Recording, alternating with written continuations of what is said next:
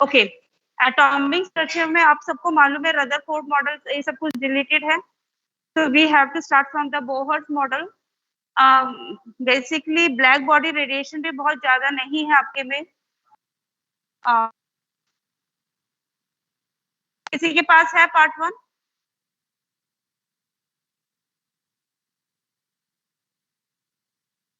Okay, so should I take from main topics करा दूं? Main topic करा देती हूँ आप लोगों को। Main topic I am starting from the Bohr's model of an atom और हाइड्रोजन स्पेक्ट्रा। ठीक है, इससे पहले इमिशन और एब्जॉर्प्शन स्पेक्ट्रा एक बार खुद कर लीजिएगा, that's quite easy. Photo electric effect भी मुश्किल नहीं है। I am starting from the spectra of hydrogen. Now in the case of spectra of hydrogen, because this was an important concept which gave rise to the Bohr's model.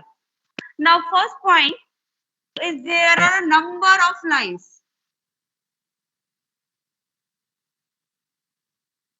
There are a number of lines in hydrogen spectra. Okay. Now, can anyone tell me why there are a number of lines in the hydrogen spectra?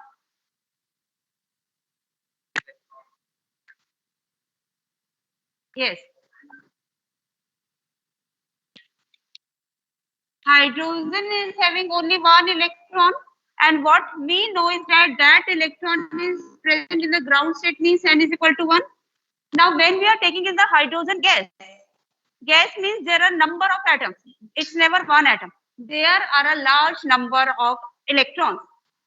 Atoms means electrons. Now, these are the various energy states. जैसे जैसे ऊपर जाते हैं energy difference क्या होता है, कम हो जाता है।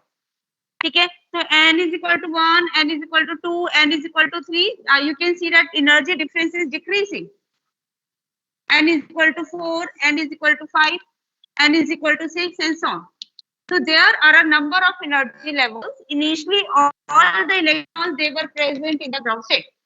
On getting energy, they are going to the various excited state. Okay. Now suppose the electron is going to n is equal to 6. Now when it will coming back, it will do it. या तो इसके मन होगा तो सीधा भी आ सकता है, कहीं भी रुका सीधा नीचे आ गया।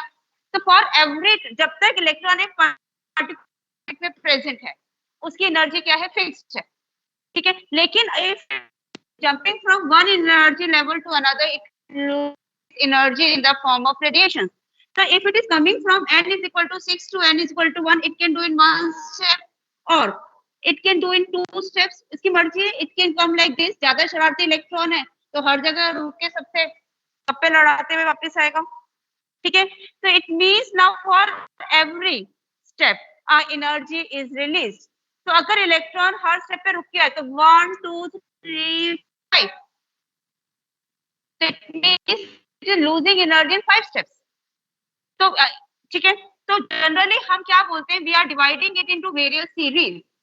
So if an electron from any higher energy state is coming to the ground state, n is equal to 1, the energy for this series lies in the which range? First है आपका लेमन रेंज, लेमन सीरीज। सबसे ज्यादा difference यही होगा ना, क्योंकि n is equal to 1 और n is equal to 2 में सबसे ज्यादा डिफरेंस है। So this Lyman series in the UV range. Ma'am, your voice is cracking. Yes, ma'am. Now n is equal to 2 is normal series.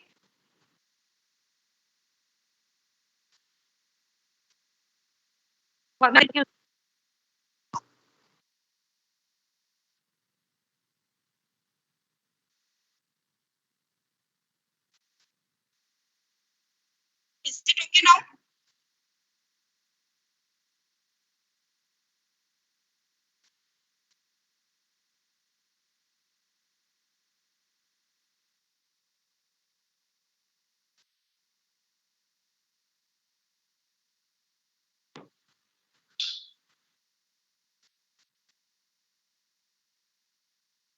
Yes, is my voice okay now?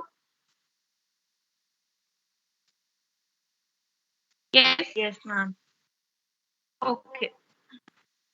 So when it is coming from any higher energy level to n is equal to 1, what we call this series as Balmer series, and this series lies in the visible range. Next, n is equal to 3, Lehman-Balmer partition, then n is equal to 4, bracket, and 5 means P fund. So these are a number of series. So Lehman series lies in the UV range, Balmer series lie in the visible range, and these series, these lie in the infrared rays, infrared region. Okay. Now, what is the formula of calculating the energy? What is the energy of electron in the ground state? Or is there a formula for calculating the energy of electron in a particular orbit? Is there a formula? You can check your copies. For calculating the energy of an electron in a particular orbit, the formula is En is equal to minus RH 1 upon n square into hydrogen के लिए तो Z की value क्या होगी 1. ठीक है, this I am doing for hydrogen atom, so I am telling you only for hydrogen. अगर कोई और एटम होते तो एनर्जी का क्या फॉर्मूला बन जाता है इनटू Z स्क्वायर. ठीक है, इनटू Z स्क्वायर. तो हाइड्रोजन के लिए Z की वैल्यू 1 है, तो ये माइनस RH अपॉन या इनटू 1 अपॉन n स्क्वायर. ठीक है, now what is the energy of A electron in the first orbit? What is the value of R? दोनों में बताओ, इलेक्ट्रॉन वोल्ट्स में भी बताओ, वैसे भी बताओ. आपको एनसीईआरटी में देखोगे वैल्यूज दे रखी है. Okay, one of the values is RH is equal to minus 2.18 into 10 raised to power minus 18 joules. Any other value of RH? 109,677 centimeter. 1.109 677 per centimeter. ठीक है, और इसको अगर मैं करूँगी तो 1.1 into 10 raised to power 5 centimeter inverse can be converted into meter. There is no point after 1. नहीं, यहाँ पर 1 के बाद नहीं है, यहाँ पर तो आएगा ना, वो मैं करके दिखा रही थी. और 1.1 into 10 raised to power 7 meter inverse. Can anyone tell me in electron volts? What is the value in electron volts? Yes. Or what is the relation between joules and electron volts? Can anyone tell me this value in electron volts? NCERT में भी कहीं दी हुई है, otherwise minus 13.6 into minus 13.6 upon n square. Yes, एक तो ये value होती है, एक तो वैल्यू हो गई RH की. ठीक है, ये तो RH की वैल्यू है, और एक तो ये हो गई सेकंड, और third is minus 13.6 electron volts. अगर मैं इसको इलेक्ट्रॉन वोल्ट में कन्वर्ट करूंगी, it is minus 13.6 electron volt. This is again a value, थोड़ा सा न्यू कॉन्सेप्ट है. minus 13.6 electron. Yes ma'am n square भी होगा. हाँ, मैंने केवल RH की वैल्यू करा रही हूँ ना अभी, तो मैं क्वेश्चन के ऊपर डिपेंड करता है. It depends upon the question कि आपको आंसर किस में चाहिए. ठीक है, तो R की आपकी 3 वैल्यूज है. तो अगर मैं एनर्जी की बात करूंगी, क्योंकि आपके ना एमसीक्यू टाइप के ज्यादा क्वेश्चंस आएंगे, तो आपको ये मालूम है कि कौन सी सीरीज विजिबल में है, कौन सी इंफ्रारेड में है, कौन सी यूवी में है. एक तो ये आ गया, एक एनर्जी के ऊपर क्वेश्चन आ सकता है. अगर मैंने क्वेश्चन पूछा what is the energy of electron in second orbit, and you have to tell in electron volts. In electron volts, how to calculate? Ma'am, minus 13.6 upon 4.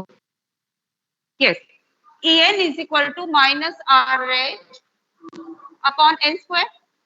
तो ये हो गया minus 13.6 n square का मतलब क्या हो गया 4 electron volt, so you can solve it. ठीक है, ये डिपेंड करेगा आपसे किसने पूछा, हाँ whatever it is. ठीक है, अगर आपको E5 में निकाले इन joules, if you have to find out the energy of electron in fifth orbit in joules, how to calculate in joules? RH की वैल्यू लेंगे -2.18 into 10 raised to power -18 upon 5 square means 25 joules. So we can solve it.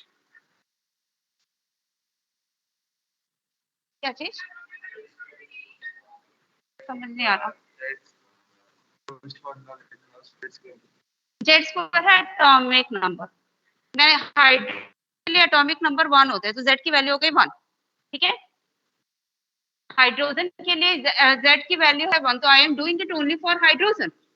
अगर helium के लिए आगे you can do in the same way, you have to take then Z square. ठीक है, यहाँ पर ये बता रहे हो आंसर, पूरे आंसर बताओ फिर.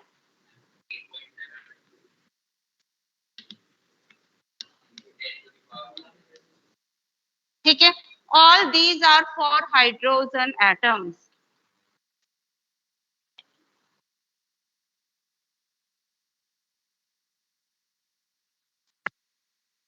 इलेवेंथ है, 2 ही बच्चे आए हैं. 11th बी में कितने आज?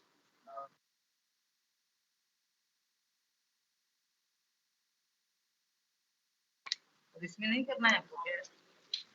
ये अटेंडेंस फिल करनी है क्या? इस क्लास के उसमें तो कोई मैम ही नहीं है.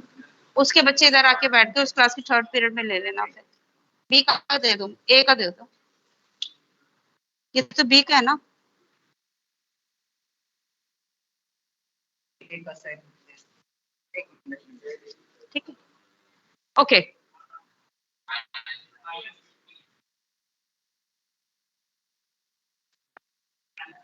-20. ओके, अच्छा, अब एक क्वेश्चंस कई बार और आते हैं. एनसीईआरटी में भी एक क्वेश्चन है आपका, एनसीईआरटी की बैक एक्सरसाइज में क्वेश्चन है. मैं पूरा 1 मार्कर के हिसाब से ही करा रही हूँ आपको टॉपिक्स, ज्यादा डिटेल्स नहीं करा रही. Question is how many spectral lines are emitted. कौन सा क्वेश्चन है ये? हाँ, क्वेश्चन नंबर 2.15. Question number 2.15. पहले मैं हाइड्रोजन स्पेक्ट्रा के ऊपर ही क्वेश्चंस ले रही हूँ.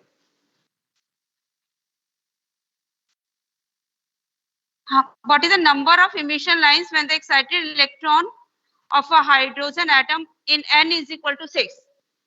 आपको कैलकुलेट करना है number of spectral lines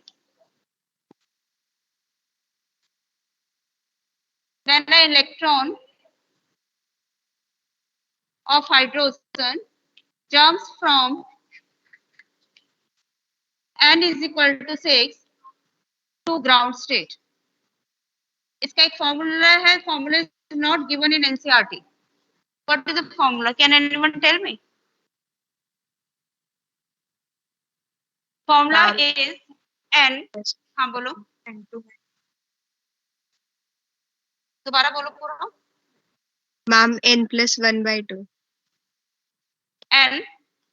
n+1 divided by 2. Are you sure? What should be the answer? अगर आप n+1 लोगे, किसी ने कोई फॉर्मूला बताया है, let's check the validity of the formula. Answer क्या है इसका? 15 होगा. 21. पीछे आंसर क्या है?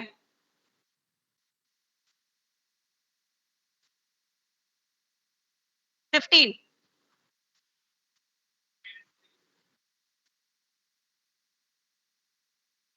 n-1 divided by 2. ये जिसने फॉर्मूला बताया था, करेक्शन देख लो. n-1. ठीक है, n की वैल्यू क्या है? Highest 6. 6 into 5 upon 2, that is 30 upon 2, which is equal to 15. The number of the spectral lines will be 15. ठीक है, ये किसी के लिए भी आपका फॉर्मूला क्या हुआ? बोलो मैम ने स्पेक्ट्रल लाइंस निकालने का फॉर्मूला करके होता है. दिस इज क्या चीज? मैम जो स्पेक्ट्रल लेंथ निकालने का फॉर्मूला होता है वो n2 माइनस n1 होता है, मतलब उसमें ऐसे करके कुछ होती है टर्म्स। मैं बता देती हूँ। एक्चुअली में जब हमने ग्राउंड स्टेट लिया ना, ग्राउंड स्टेट्स में एक तो वैल्यू हो गई n1 हो गया 1, ये हो गया आपका 6, ठीक है। तो या तो आप n1 माइनस 1 कर दो, या हायर स्टेट ये हो गया 6 माइनस 1, तो n2 minus n1। Is it okay? तो मैंने आपको जनरली, क्योंकि सीबीएसई में क्वेश्चन करा रही थी, तो ये ग्राउंड स्टेट का मतलब इसकी वैल्यू क्या है 1, तो दैट्स वाई यहाँ पर आपने लिया है n माइनस 1 है, तो हो सकता है आपका n2 माइनस n1, इस तरह से भी आप निकाल सकते हो, ठीक है। जनरली आपका ग्राउंड स्टेट के लिए आता है, तो ग्राउंड स्टेट के लिए you can do directly n minus 1, okay. इससे ज्यादा सीबीएसई में रिक्वायर्ड नहीं है, क्योंकि वैसे भी फॉर्मूला एनसीईआरटी में नहीं गिवन है, but the question is based, so I am taking according to the questions. Okay, so all these are for the hydrogen spectrum. अब हाइड्रोजन के स्पेक्ट्रा के बाद आपका फॉर्मूला होता है कैलकुलेटिंग द वेवलेंथ, और अगर कोई भी इलेक्ट्रॉन, ये तो मैंने पर्टिकुलर ऑर्बिट में फॉर्मूला बताया था En/n²। एक्सक्यूज मैम, हाँ जी बोलो। Ma'am I have a doubt. हाँ बोलो। Ma'am why the energy of an electron is negative? Okay, समझा देती हूँ। Now, one of the student is asking me a question: why the energy of an electron is negative?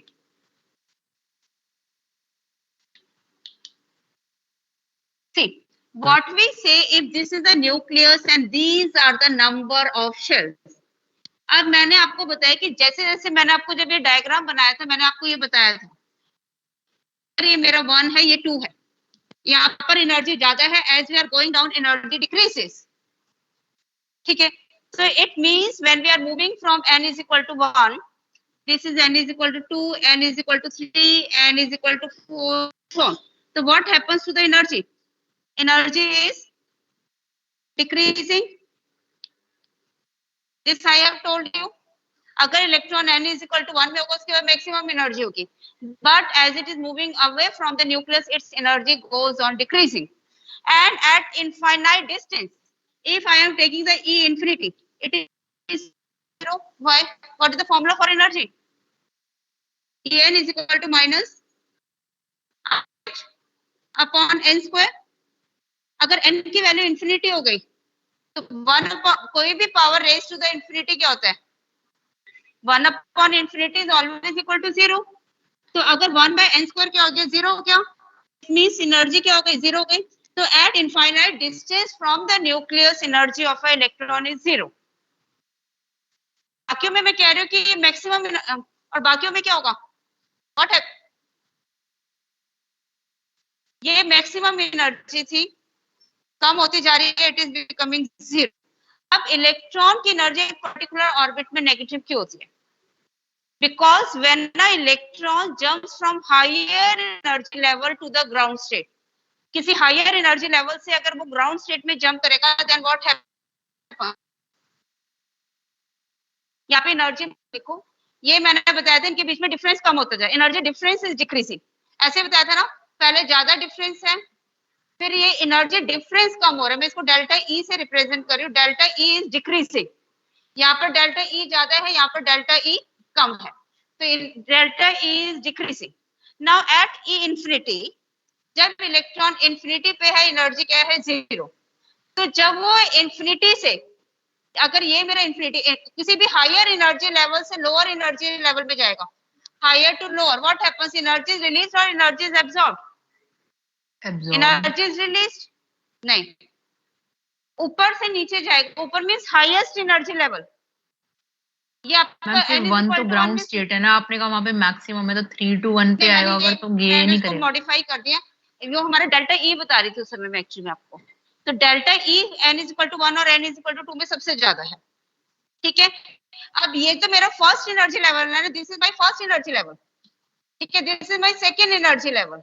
अब अगर E infinity पे है, E infinity means highest energy level, इस तरह से लो इसको, उस तरह से नहीं आप समझ पाओगे, मतलब उससे उल्टा ही आ जाएगा।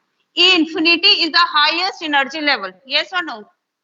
इंफिनिटी का मतलब उसकी एनर्जी इनफाइनाइट है, हाईएस्ट एनर्जी लेवल में वो पॉसिबल है, और ई इंफिनिटी पे एनर्जी क्या होती है 0। तो ये मेरा Zero. हाईएस्ट एनर्जी लेवल है और ये मेरा कम एनर्जी लेवल है। तो जब इलेक्ट्रॉन किसी हाईएस्ट से लोएस्ट में जाएंगे तो क्या होगा, ये हाईएस्ट है ये लोएस्ट है, हाईएस्ट एनर्जी लेवल से लोएस्ट में जा रहा है, नेगेटिव होगी, रिलीज करेगा, ठीक है, एनर्जी विल बी रिलीज्ड। अब हम कह रहे हैं कि ई इंफिनिटी पे एनर्जी कितनी है, ई इंफिनिटी पे एनर्जी क्या है मेरी 0। ये तो मेरी हाईएस्ट एनर्जी लेवल है ना, this is the highest energy. तो जब वो नीचे जाएगा लोएस्ट में एनर्जी रिलीज करे तो लोएस्ट की एनर्जी क्या होगी, नेगेटिव, नेगेटिव। ठीक है, क्योंकि वो हाईएस्ट है और वो न्यूक्लियस के अंदर नहीं है। आपको मालूम है कभी भी कोई भी चार्ज बॉडी जब if it is not under the influence of the nucleus is energy is taken as 0। Infinite means वो न्यूक्लियस से बहुत ज्यादा दूर है कि उस पे न्यूक्लियस का इन्फ्लुएंस ही नहीं है, तो इट वोंट बी मूविंग। कोई भी charge particle it moves under the influence of the nucleus. तो जब वो न्यूक्लियस से इनफाइनाइट, ये आपका फिजिक्स का कॉन्सेप्ट है, जब वो इनफाइनाइट डिस्टेंस पर है तो उसकी एनर्जी क्या होगी 0, because it is not under the influence of nucleus. तो जब वापस आएगा तो एनर्जी रिलीज करेगा तो बाकी सबकी एनर्जी क्या हो जाएगी 0 से कम, that is the energy of the electron will be taken as negative, ठीक है। तो इसको आप डेल्टा ई कहना कि यहाँ इन दोनों के बीच में एनर्जी डिफरेंस कम है, यहाँ पर एनर्जी डिफरेंस और कम हो गया, ऊपर जाते जाते एनर्जी डिफरेंस कम हो रहा है, ठीक है। So this is the reason why the energy of electron is taken as negative. इसके बाद आपका what is the formula for calculating delta E, उसके ऊपर क्वेश्चंस आ सकते हैं। What is the formula for calculating delta E? Ma'am E final minus E E2 minus E1. Okay, E2 minus E1 और RH के टर्म्स में बताओ, Rydberg constant.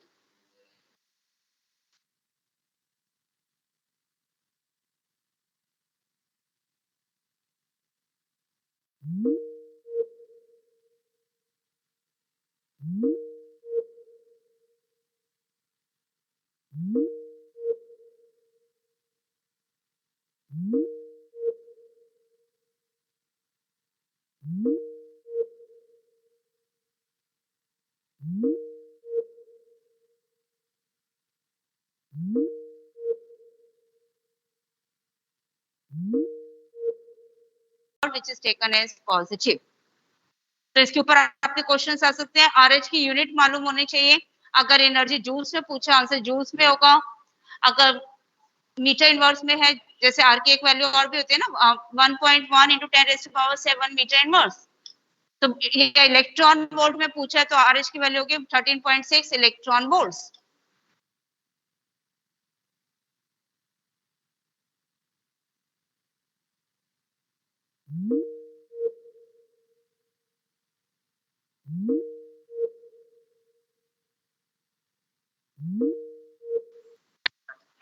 Planck's constant, what is the value of H? 6.626 into 10 to the power minus 34. Unit,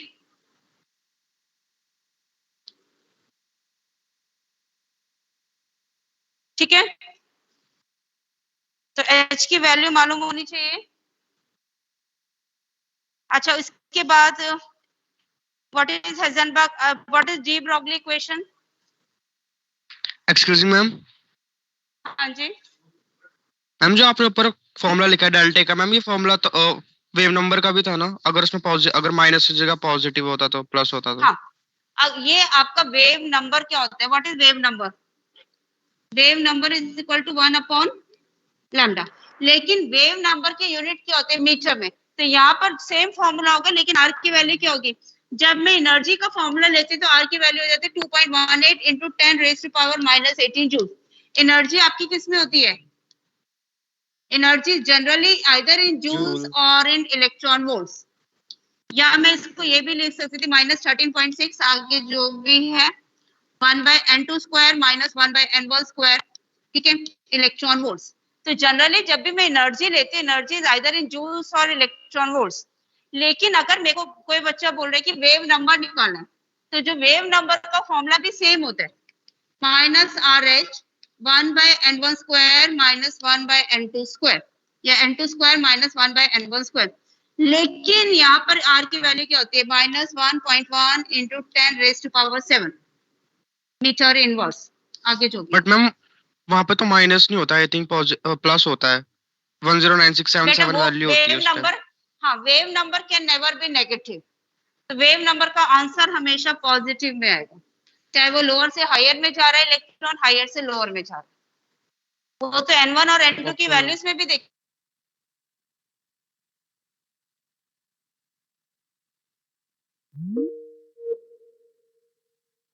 lambda क्या होता है, wavelength. Wavelength किस में होती है, मीटर में।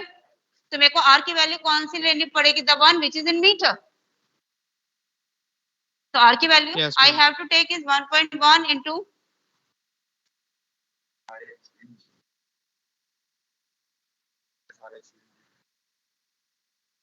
बेटा वो मैंने उसको कंसिडर करके निकाला है, RH की वैल्यू यहाँ पे पॉजिटिव लो, ठीक है, तो यहाँ पे ऑटोमेटिकली नेगेटिव हो जाएगा। Energy is always negative in a particular orbit, ठीक है। ये मैंने उसमें बताया था, फर्स्ट के हिसाब से बताया था कि फर्स्ट एनर्जी लेवल में ही होती है। ओके अच्छा, RH की वैल्यू पे कोई भी साइन नहीं होता, साइन किस में होता है, एनर्जी में।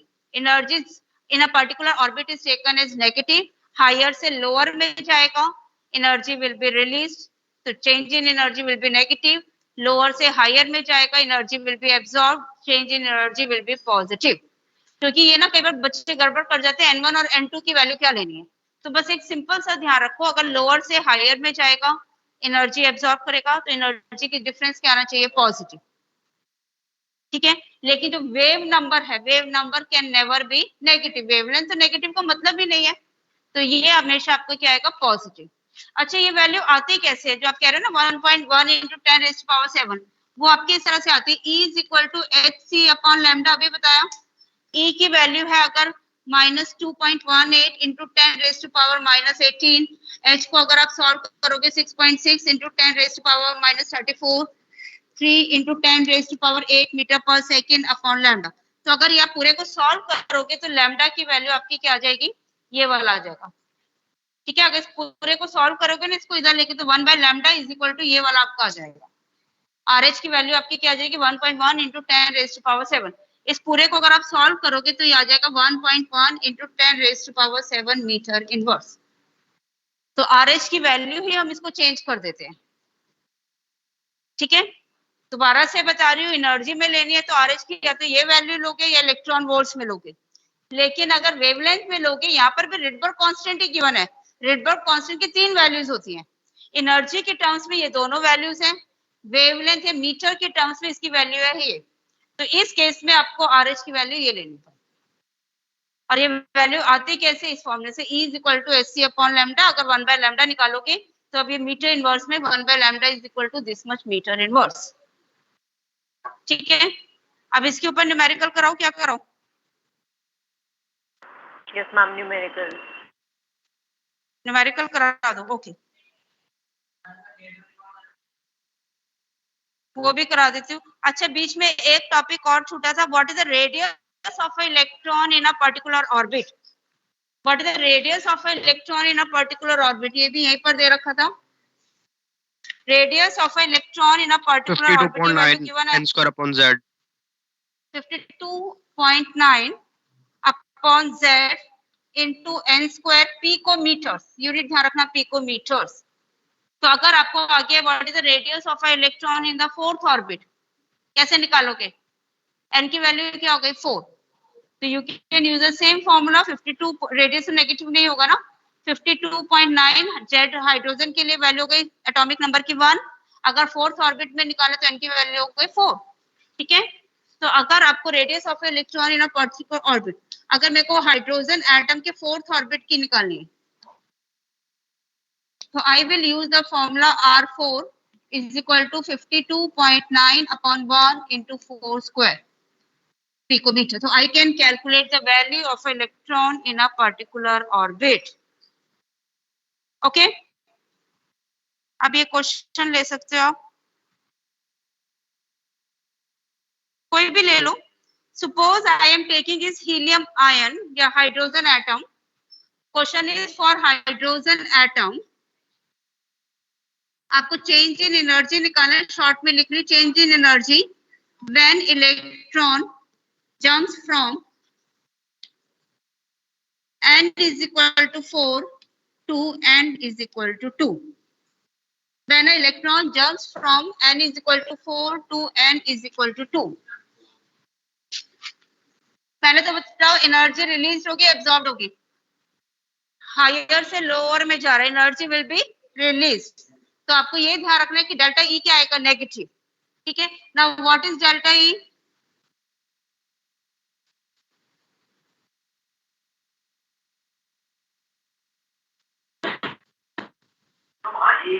वन बाय n1 स्क्वायर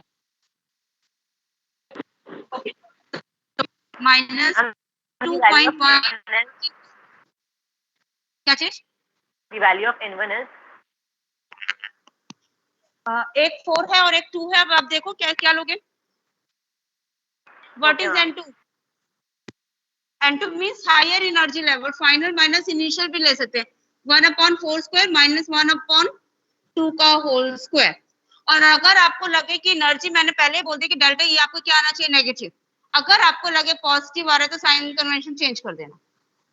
ठीक है, तो ये आगे हम कई बार बच्चे गलत कर जाते हैं, तो उस समय वो लास्ट अपने आप भी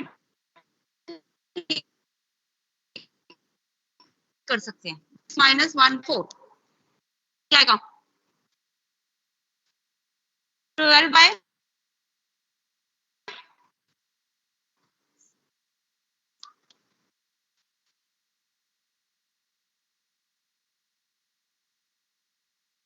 हाँ जी बताओ, साइन कन्वेंशन सही आ रही है गलत आ रही है? गलत आ रही है, तो मेरे को क्या करना पड़ेगा इसको? एक्चुअली में ये होता है मेरा फाइनल, ये होता है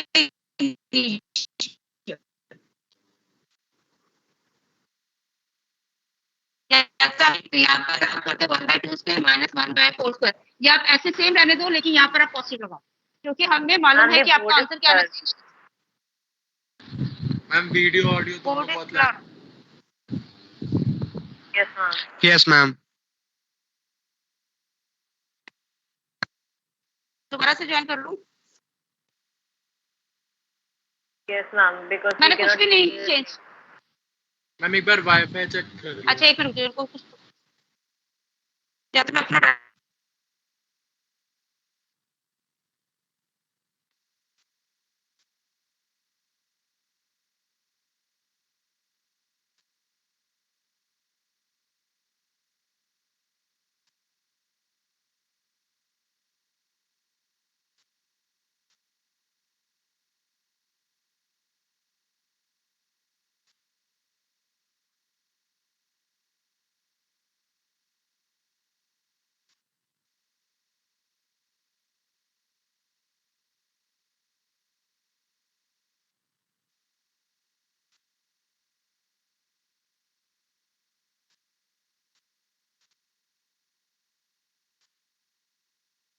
खत्म होगी क्या क्लास?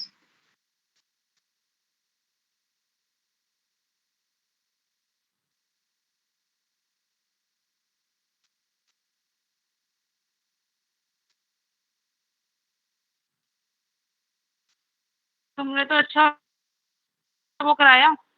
अब ठीक है? No ma'am. अब क्या प्रॉब्लम आ रही है? Ma'am, the board is blurred. Board clear नहीं है। मैम कुछ भी समझ नहीं आ रहा बोर्ड पे जो लिखा हुआ है। अब देखो,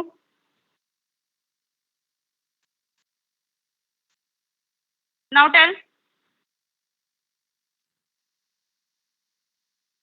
मैम अभी भी ब्लर आ रहा है।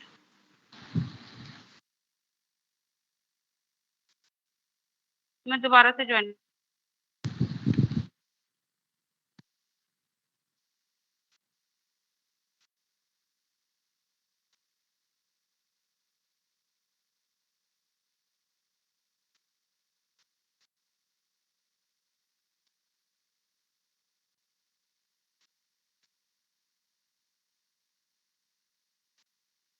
अब बताओ बेटा, मैं इससे ज्यादा कुछ नहीं कर सकती।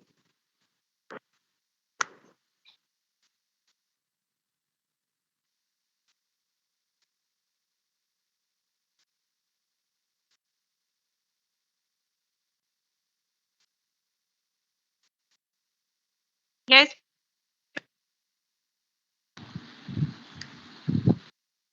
चल जाएगा। मैम वाईफाई चेक कर लो एक बार। बेटा पूरा वाईफाई चेक करने में तो मैंने 10 मिनट लगा दिए। मैम पर बोर्ड अभी भी ब्लर है। Ma'am it's clear now I guess. It's clear, मैं इसकी पिक्चर भेज दूंगी तुम्हारे पास, ठीक है। अच्छा, अब इसमें देखो कि हमारा electron n is equal to 4 से n इज इक्वल टू 2 में जा रहा है, तो यानी मेरा इनिशियल क्या हुआ 4, फाइनल क्या हुआ 2। तो यहाँ पर बहुत बार ये मिस्टेकन के चांसेस है कि आप 4 - 2 लिख देते हो, लेकिन अगर आप देखोगे कि तो आपका ये हुआ 2 और ये हुआ 4। क्यों? क्योंकि ये 4 से 2 में जा रहा है, यानी ये मेरा था n1, ये मेरा था n2। Are you getting the point? Final minus initial, final क्या आया 2, तो 1/2 स्क्वायर माइनस 4 स्क्वायर। तो यहीं पे आप देखोगे तो आपका अपने आप ऑटोमेटिकली साइन सही आ जाएगा। तो अगर आपका किसी केस में साइन गलत आता है तो उसको आप ठीक कर सकते हो ऐसे, ठीक है। या यहाँ पर प्लस कर दो, एक ही बात है, या तो यहाँ पर प्लस कर दो या वहां पर कर दो, जैसे आपको करने कर लो। या तो यहाँ पर चेंज कर दो या यहाँ पर प्लस कर दो, एक ही बात है। आपको मालूम है आंसर शुड बी नेगेटिव। तो ये आपको जो भी आ जाएगा आप निकाल लोगे, -2.18 into 10⁻⁻18 upon 3/16। तो you should know that answer should be in negative. आगे आप सॉल्व कर लो, ठीक है। ये बहुत ज्यादा 90% बच्चे साइन कन्वेंशन की कैलकुलेशन सही कर लेते हैं, लेकिन आपको साइन का ध्यान रखना है। तो अगर आपको गलत साइन आ रहा है लेकिन आपको मालूम है आपकी एनर्जी रिलीज है, या तो फॉर्मूले में ठीक कर लो या आप यहीं पे प्लस कर दो, ठीक है, तो आपका वो ठीक आ जाएगा। मैम जब डी एक्साइटेशन होती है तब एनर्जी नेगेटिव आती है ना? हाँ, डी एक्साइटेशन में एनर्जी नेगेटिव आती है, एक्साइटेशन में एनर्जी हमेशा पॉजिटिव आती है। लोअर से हायर में जाएगा एनर्जी एब्जॉर्ब करेगा पॉजिटिव, हायर से लोअर में जाएगा, जैसे यहाँ पर से 4 to 2 में, तो it will release energy. Ma'am तो हमें n1 और n2 उस हिसाब से लेने हैं कि हमारा अगर हम डी एक्साइटेशन में हाँ, तो नहीं तो आप यहाँ पर भी देखो n इज इक्वल टू 4 से n इज इक्वल टू 2, तो n1 क्या है, इनिशियल क्या था 4, फाइनल क्या था 2। तो हमारा n1 की वैल्यू 4 आएगी और n2 की वैल्यू क्या आएगी 2। Is it okay? या यहाँ पर आप फाइनल माइनस इनिशियल कर दो, आपको जैसे इजी लग रहा है कर लो। एनसीईआरटी में फाइनल माइनस इनिशियल है, लेकिन अब बहुत सारे रेफरेंसेस में देखोगे वहां पे n2 और n1 ले रखा है, ठीक है। तो वैल्यू में आपको साइन का ध्यान रखना है इसमें, and all the rest are calculations. अच्छा, अगर आपको हीलियम के लिए निकालना होता तो कैसे करते? What about helium? ये तो मैंने हाइड्रोजन के लिए निकाला ना, अगर क्वेश्चन में मेरे को हीलियम के लिए निकालना होता for He+, if I have to calculate for He+, यानी इलेक्ट्रॉन तो एक ही है ना, हीलियम आयन में इलेक्ट्रॉन तो एक ही है, तो what about the atomic number? Z कहाँ पे लेंगे हम? कहीं लेंगे? यहाँ पर लिखूंगी मैं इनटू Z²। ओके, अब इसके बाद आपकी है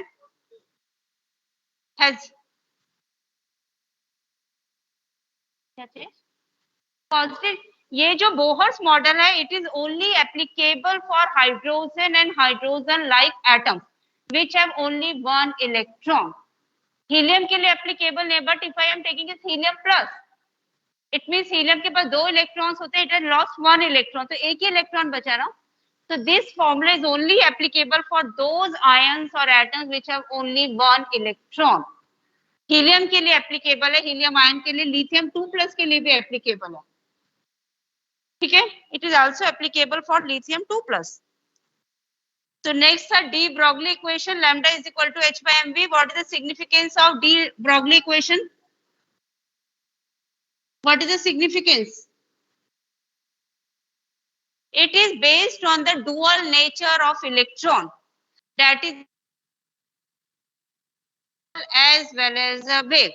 अगर वेव है तो वेव की क्या होगी, वेवलेंथ, पार्टिकल है तो पार्टिकल का क्या होगा, मास। So de Broglie equation takes into account the dual nature of electron, that is it can behave like a particle as well as it can behave like a wave. Time कितना हो गया 9:30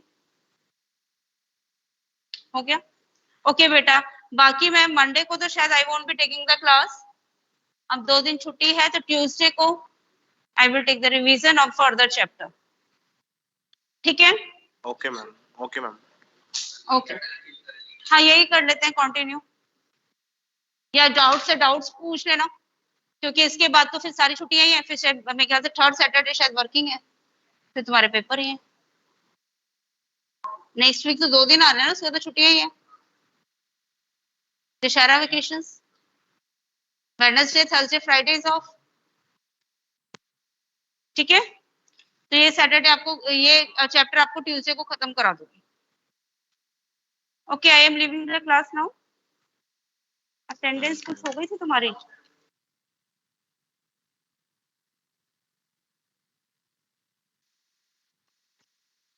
just wait.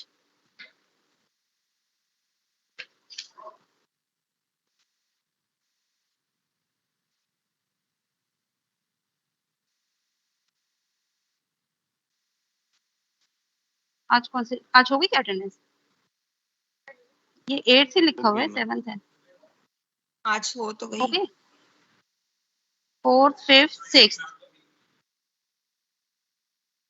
7th, नहीं बेटा आज की नहीं हुई है शायद, हिमांशु सर ने ली तो थी।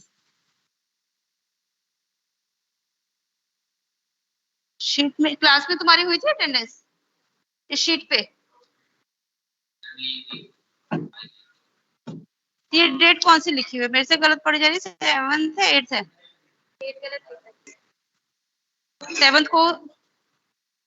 7th को कोई आया था कल,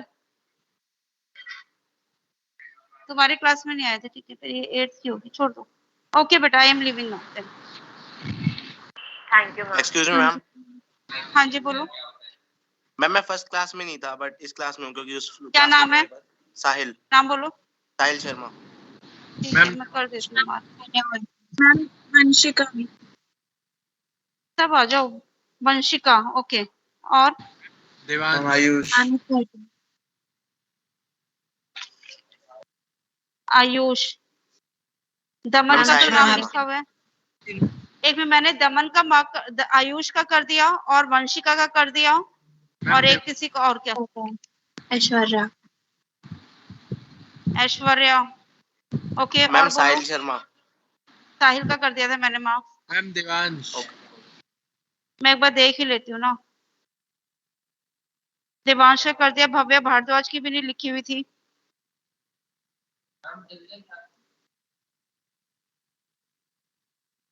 ठीक है बेटा।